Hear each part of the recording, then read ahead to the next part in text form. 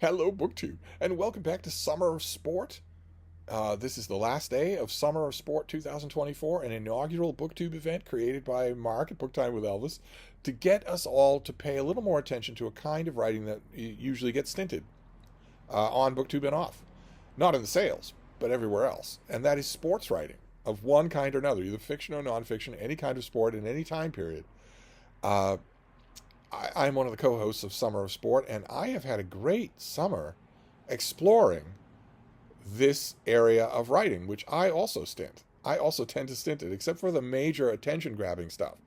A big new history of, the Boston Red Sox, a big new biography of some great football player or basketball player. I will read that, obviously, because it's coming out from a major house. It's 800 pages long. It's going to maybe get reviewed.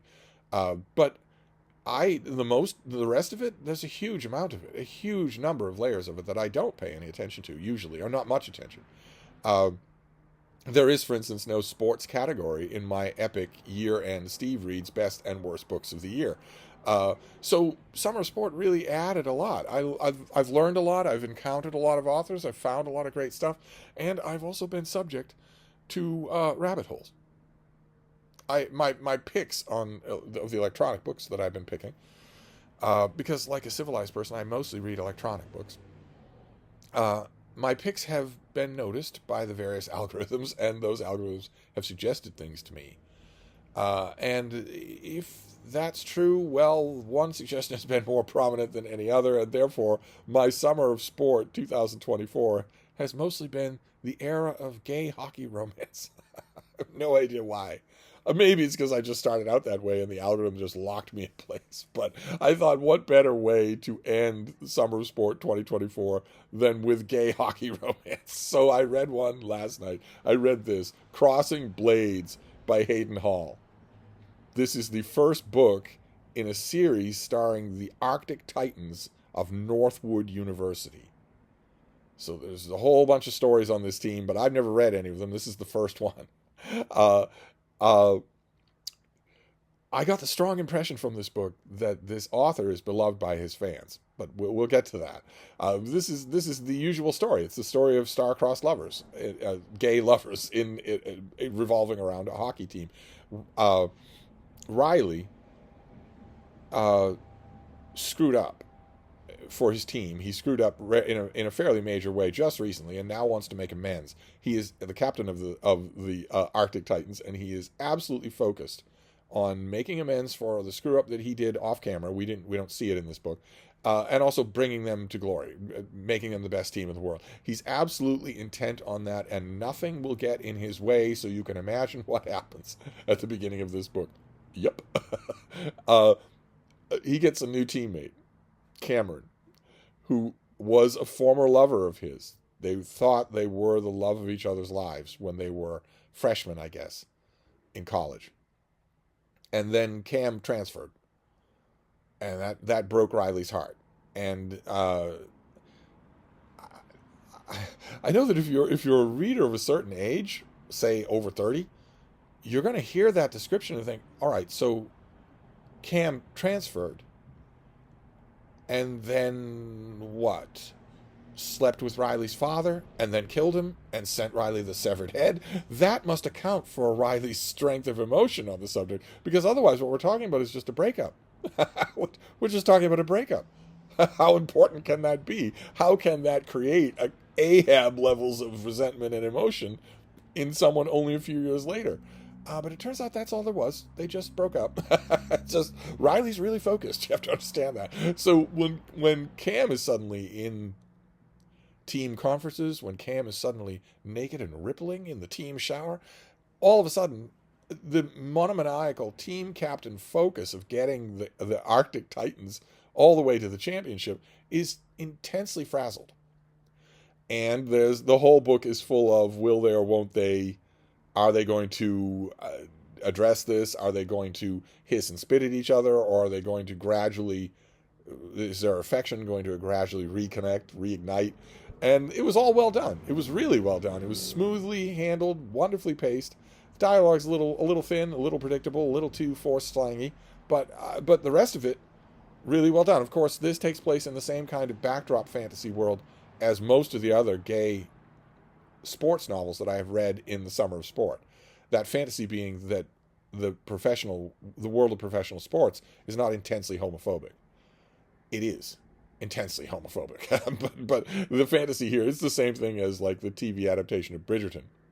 There's a fantasy element to the background, and you just have to live with that. You have to accept that element, and then you can move forward. And once you do that, it's fairly easy to do. This was quite enjoyable, and I was very happy that it did not end in a cliffhanger.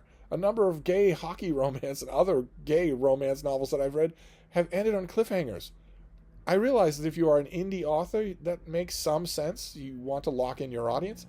But I'm glad that Hayden Hall doesn't completely do it here. You are definitely invested enough in the characters to follow them to another book, and some of the side characters. But you get a complete story here.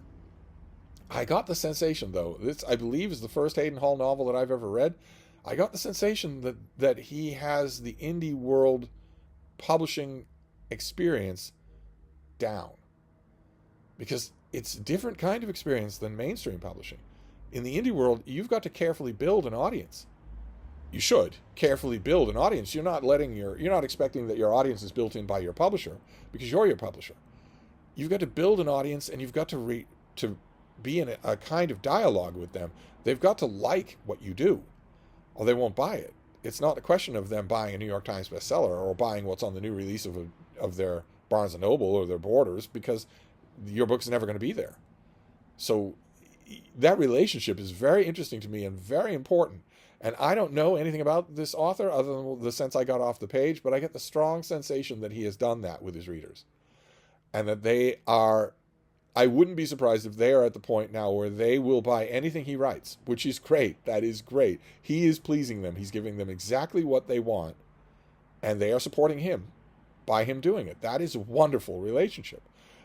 If I'm right, I could be completely wrong. It might be a bitter old thing, but I got that sense here that not only was Crossing Blades an inviting, rekindled love story of a type that's very familiar in mainstream romance, but also that it was a fun world on its own. That the world of this author's fiction, is a fun world on its own, inviting for people to come and just enjoy themselves, stay here for multiple books. I think, if I remember correctly, this author does have multiple books. I could easily read another one. Not for Summer of Sport, alas, because this is the last day of Summer of Sport. This is the last day of August, as unbelievable as that is. So we will be wrapping things up. Unfortunately, we'll be wrapping things up today, but I wanted to finish as I started with gay hockey romance, and I wanted to